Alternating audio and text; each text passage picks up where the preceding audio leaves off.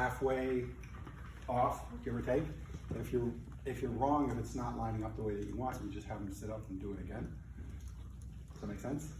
Okay, grab that leg, both hands, lay back. Okay, and then relax.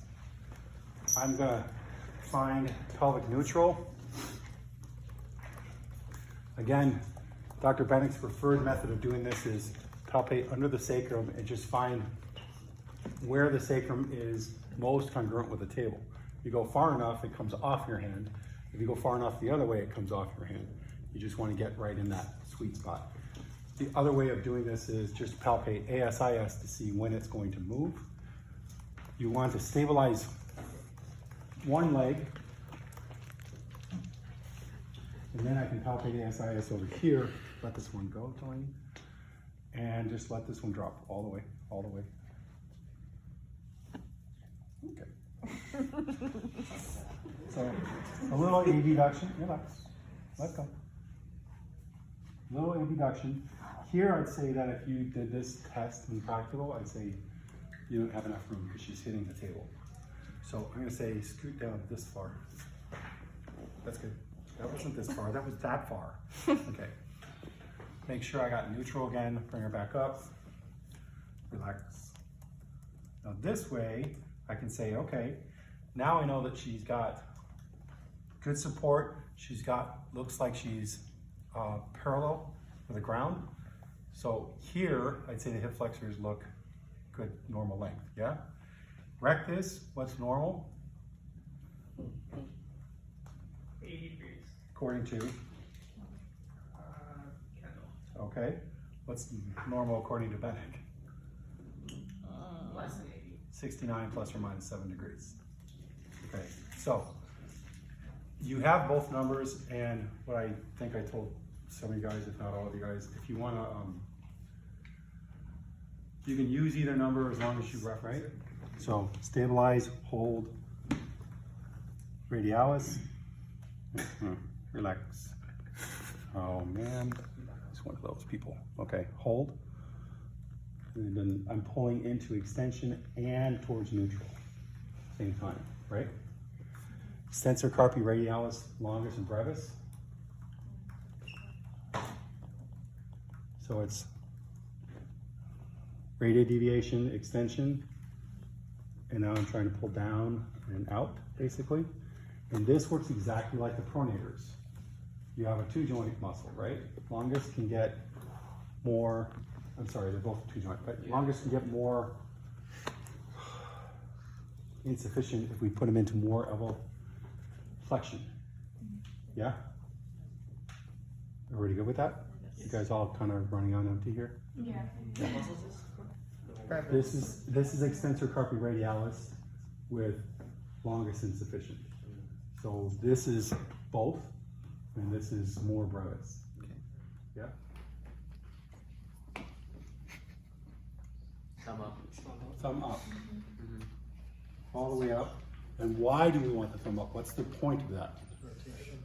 Takes the wrong ways out. So what am I trying to achieve with the external rotation of the arm? Upward rotation. Upward rotation of the scapula, right? Okay, middle trap doesn't really rotate the humerus, does it? Right, so we're using the rotation not in and of itself, we're using it to try and get this upward rotation of the scap. So if I go like this, you can see the scapula rotate down. In this, it's rotated up, yeah? Scoot out a little bit. A little more. Okay, where's my stabilization here? Scapula. Scapula. Not scapular? You sure? No. For mid down?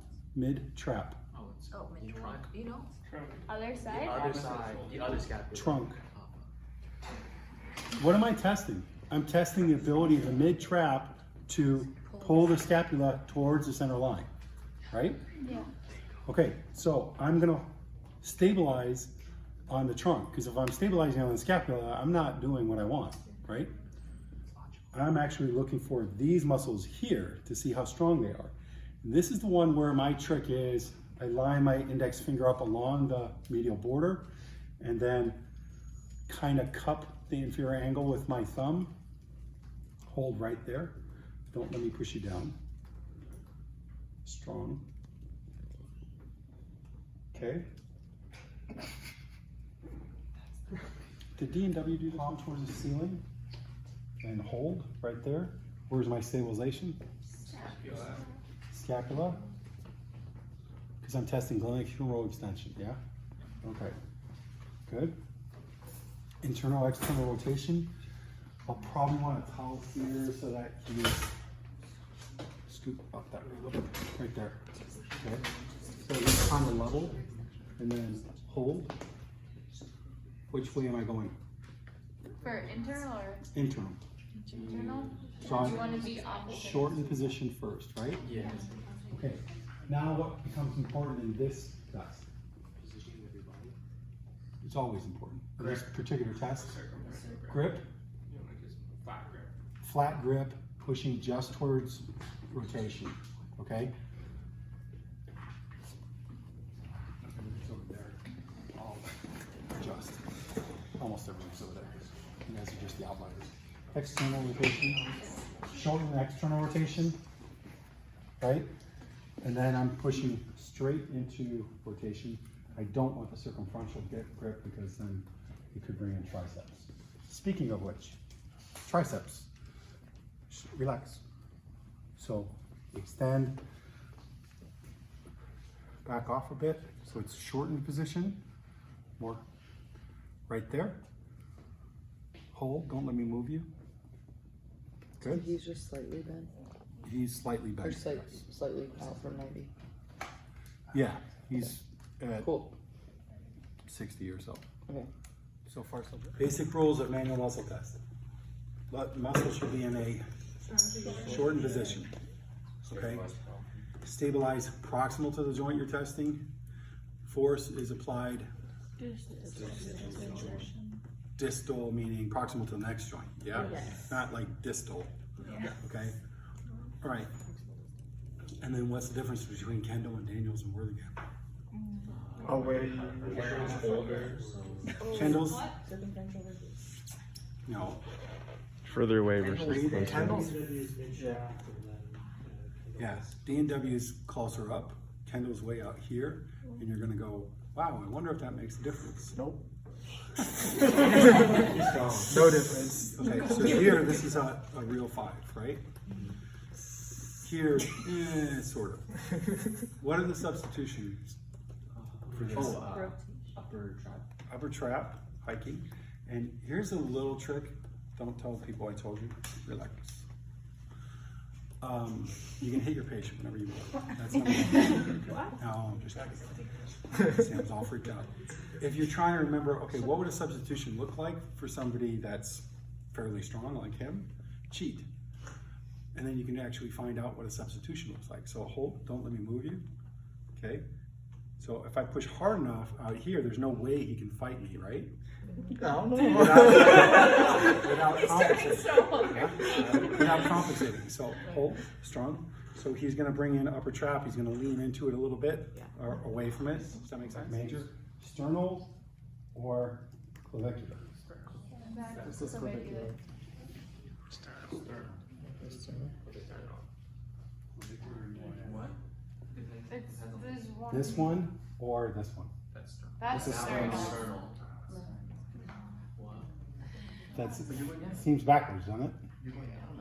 Sternal fibers, clavicular fibers. Good. Okay. What's my line of force? Opposite of the direction. Well, it's always opposite of the direction of pull, right? So what's the direction of pull? He's pulling across his chest, right? Horizontal abduction. So I'm pulling away from horizontal abduction, right? Now, obviously, ready? You need stabilization here, right? So where's the stabilization? For men, the sternum. For women, the other shoulder. Okay, so opposite shoulder. Relax. I don't know, man. You're pulling pretty hard. Hold. Strong. Good. Or you can do sternum for males. You can do it for females too if you don't mind getting sued. Okay? Okay, same thing for sternal fibers, hold. Oh, I said hold. I'm trying. You're pulling pretty hard, man. So he's supported on a box or something like that. I think technically they have you on a box, your shoulder at 90 degrees. You don't do that, right? I don't particularly care. Okay, so flexion, you're pushing where? Third metacarpal. Third ray, somewhere in there, right? I just get confused with the whole pushing thing, because if it's active or not. Go ahead. I'm just like I did with the shoulder, I'm just putting a little bit of pressure on there to keep it at end range. So if he's like really screwed right here, that's it. I'm not forcing it into make him wince. I'm just going, okay, this is where I want to keep it, because if I let go, it just springs back, right? So that's not, huh? No, I can go. No, because he can get there. I can get there. I just maintaining a contraction for like 20 Yeah. seconds. Okay. Okay. Do more farmer's carries. Yeah, it goes. All right, so I'm gonna be sitting here, right? And lining up goniometer with the ulna and with what? Fifth ray, right? Not the fifth finger, but the fifth ray. Yeah? So pushing here. So what's our estimate on this? More or less?